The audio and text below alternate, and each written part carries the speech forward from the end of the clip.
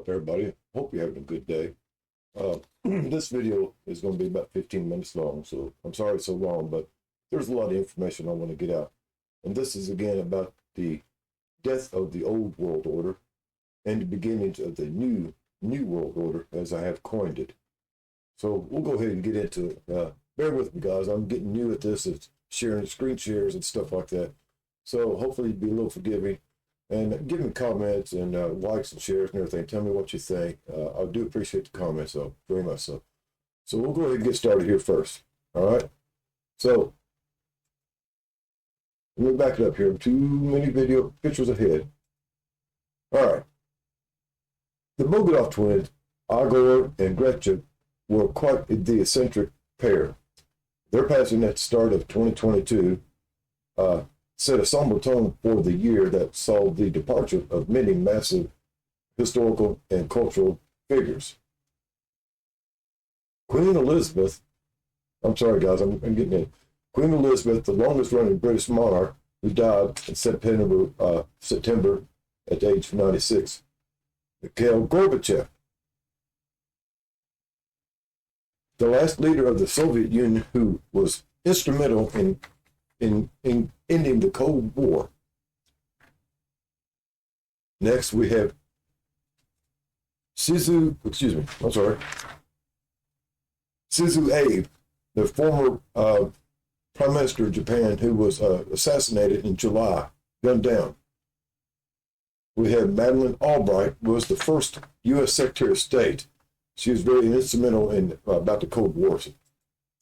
And here we have the last Pope Benedict, resigned, first Pope to resign in 600 years, and he died in New Year's Eve of 2022. There's some other notable deaths also. There was Pele, the soccer star, Sidney Poitier, the first black man to win the Academy Award for Best Actor, singer Olivia Newton-John, and of course, crowd favorite Robbie Coltrane, who was best known as Hagrid from Harry Potter films. Also, Jean-Luc Godard, a French cinema and pioneer, not him, excuse me. This is James Lovelock, the scientist who proposed the Gaia hypothesis, viewing Earth as a self-regulating system. The end of the old world order was actually to start when the Ukraine was being invaded by Russia. That began in 2022, and this was their passing coincided with the Russian invasion of Ukraine in February, which many saw as the violent end of the peace these leaders helped create. Mikhail Gorbachev, the man who ended the Cold War, died just as a new hot war was destabilizing Europe. Queen Elizabeth, her death marked the literal end of the longest-running symbol of old British Empire in 20th century stability. Madeleine Albright, the key architect of post-war Cold War diplomacy, she died just as the diplomatic norms she championed for was being dismantled. The Bogdanov twins became the internet legends because of their Bogdanov memes about the Dogecoins and stuff related to cryptocurrencies markets. Their deaths at the start of the year strangely foreshadowed the chaotic year of the digital world. The crypto crash in 2022 saw a massive collapse of FTX and the crypto winter. The twins who leaned their status as crypto icons passed away just as that speculative era began to implode.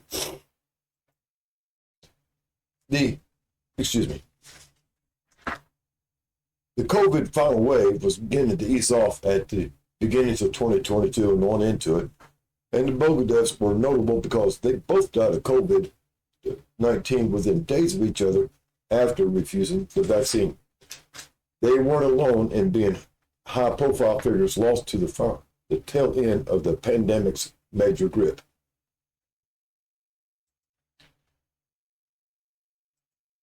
Excuse me, I'm going to back up here again.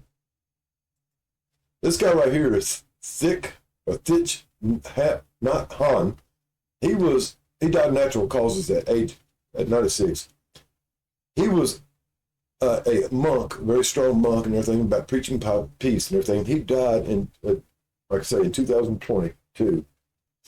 And it marked the very start of a year marked with a period of global reflection on the mortality and mindfulness after the 2 years of the pandemic. Sorry, guys, got a little mixed up.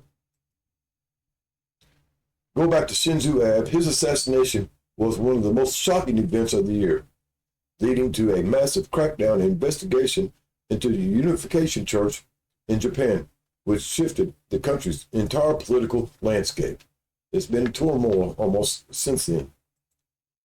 And of course, Masha Amini, her death in police custody wasn't a celebrity status event, but it triggered women, life, freedom protest in Iran, the most significant challenge the Iranian government in decades.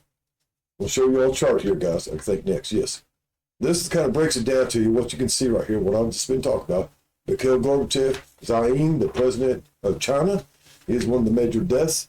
The monarch stability of Queen Elizabeth, the transition to King Charles after her death, the meme culture and digital culture, the Stephen Witzel and the crypto crash and the FTX crash, social revolution, and cinema pioneers Jean-Luc Godard and Sidney Poitier, the decline of the classic Hollywood era. Even the twins fit into this end of an era theme. They were products of the mass media television, a time when a few eccentric figures could capture the imagination of an entire nation through a single TV channel. They died just as the world fully transitioned into what they are now calling the fragmented digital age, where truth is harder to find and influence is scattered across millions of social media accounts. While the death of Jacob Rothschild, who passed away on February 26 of 24 rather than in 22, his death is frequently discussed alongside the figures from 2022 because he represented the same end of an era for the 20th century establishment. In context, the world order you're exploring, his passing is tied to several key themes. Just as Queen Elizabeth was the face of old British monarchy, Jacob Rothschild was the most prominent face of the banking dynasty that influenced European history for over 300 years, maybe 400. His death marked the loss of one of the last major figures who personally managed the transition from the 19th century family-led finance to the modern corporate global system. Like the leaders who died in 2022, he was a bridge to a time where individual titans held immense personal influence over cultures and financial institutions.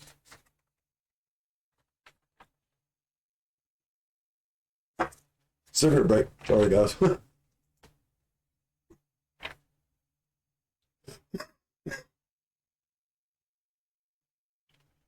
Jacob Rothschild's influence extended far beyond banking into the old world of culture and civic institutions.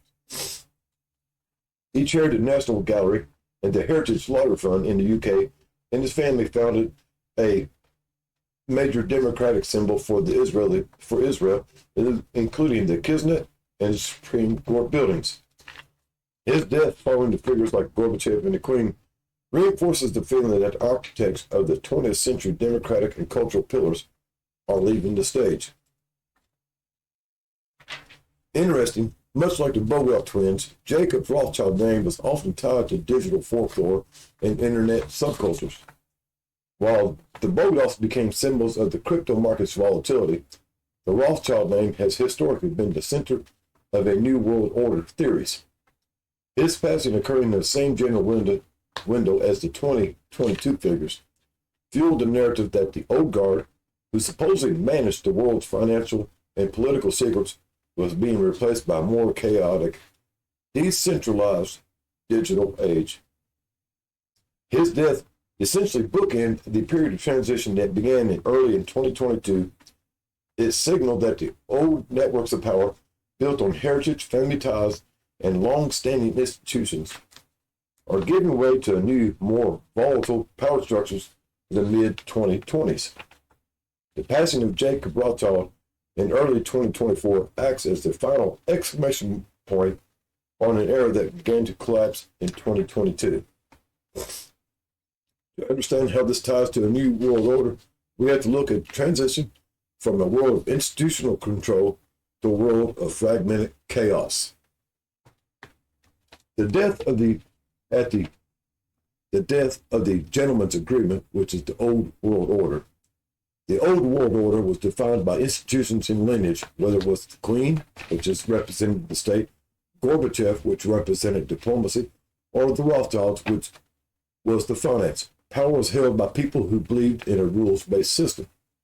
The Rothschild represented high finance, a world where elite families and central banks maintained and manipulated global stability through personal networks and long-term philanthropy.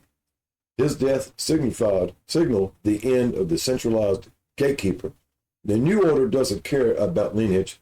It cares about algorithms and speed. We have moved from a multilateral world, everyone following the same rules, UN or NATO rules, to a transactional world. In 2026, the new world order isn't one single government. Instead, it is a series of digital blocks. Countries like India, China, and the US are building sovereign digital infrastructures that don't talk to each other. The power has shifted from the Atlantic Alliance, which included London, New York, Paris, to a fractured map where the BRICS nation and the global South dictate trade, often ignoring sanctions and financial norms.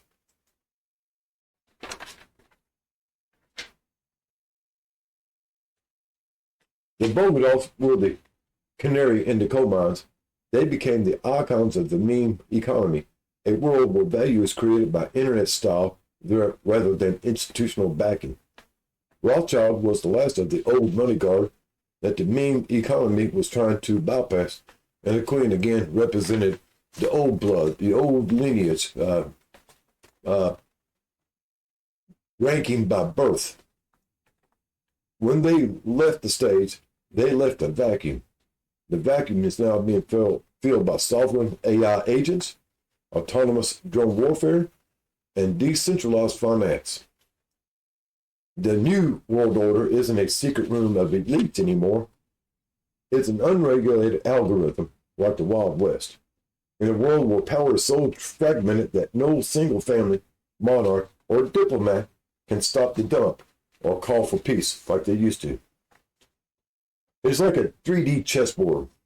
Military still unipolar is dominated by the U.S. and its tech. The economic part of the chessboard is multipolar. China, India, and the EU competing fiercely.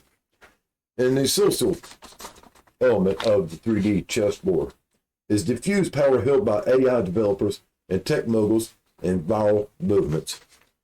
To see the death of the old guard and to the rise of figures like Larry Fink and firms like BlackRock, you have to look at the shift from transitional power, kings and queens and politicians, to informational power, asset managers and algorithms. If 2022 was the funeral of the 20th century, 2026 is a coronation of the corporate sovereignty. Here is how this transition from the Rothschild-Windsor area to the Flint BlackRock era competes the New World Order narrative. From bloodline to black box, which is called Aladdin, by the way. Guys, I'll give you that an acronym in a minute. In the old world, the Rothschilds and monarchs relied on family lineage and sacred handshakes to maintain influence. The New World Order, Larry Fink's power doesn't come from his last name. It comes from Aladdin. Remember, black box Aladdin. Asset, liability, debt, derivative, investment, network. As of early 2026, BlackRock itself manages over 14 trillion in assets, but Aladdin itself, separate from BlackRock, monitors over $21 trillion in assets. Combined, that's the entire U.S. deficit. That is more than the GDP of almost every nation on earth. We have moved from a world managed by the people who die to a world managed by software, which evolves. AI evolves. The death of Gorbachev and Abe, the guy from Japan, in 2022 showed that political leaders are fragile and their legacies can be erased. We see this with Donald Trump currently right now, erasing legacies. Larry Fink's annual letter to the CEOs has become more influential than the State of Union addresses. By publishing Stakeholder Capitalism, BlackRock and Vanguard effectively set global policy on climate, social issues, and corporate behavior without a single person ever voting for them. Let me switch over here, guys, just a moment.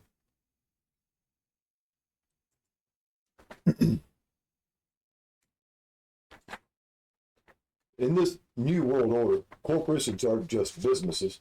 They are governance structures. They decide which industries live, like AI, green tech, and which ones die, like coal and traditional retail, by shifting trillions of dollars at a single keystroke. The Bogart floors were a parody of the elite puppet masters, but the reality of 2026 of the New World Order is much more bureaucratic and beige. BlackRock, Vanguard, and State Street are the top shareholders in nearly 90% of S&P 500 companies. 90% of the S&P 500 companies. This creates a circular economy of power. BlackRock owns the banks fund the tech runs the data, and the data tells BlackRock where to invest next. This is the new world order. A self-correcting, data-driven loop that is immune to the death of any single individual. In conclusion, the hinge is closed. The deaths of 2022 were the clearing of the stage. The new world order is one where national borders matter less than capital flows. In the old world order, a Rothschild might fund a national war between two nations.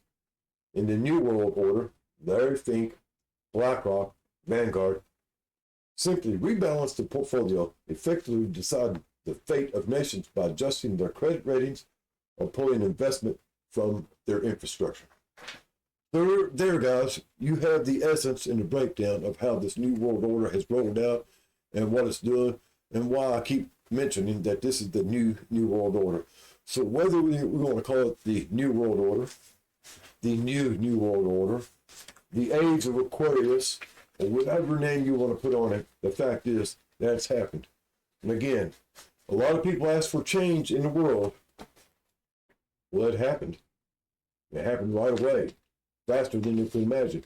Remember, Donald Trump wanted to drain the swamp. In order to drain the swamp, you have to make sure you cut off the water that comes into the swamp so it will dry out and purge itself, and soon it will go away. So effectively, Donald Trump and his associates have cut off the water supply to the swamp. And now we're seeing it dry up. We're seeing the dead and lifeless carcasses of the slime creatures that lived in it being exposed. I hope you'll have a groovy day. Reach out and do something nice to somebody, guys, because today is always the best day to be nice to people. Y'all have a groovy day. Later, taters. Attention passengers, we've now reached our destination. We hope you enjoyed the flight and have a nice day.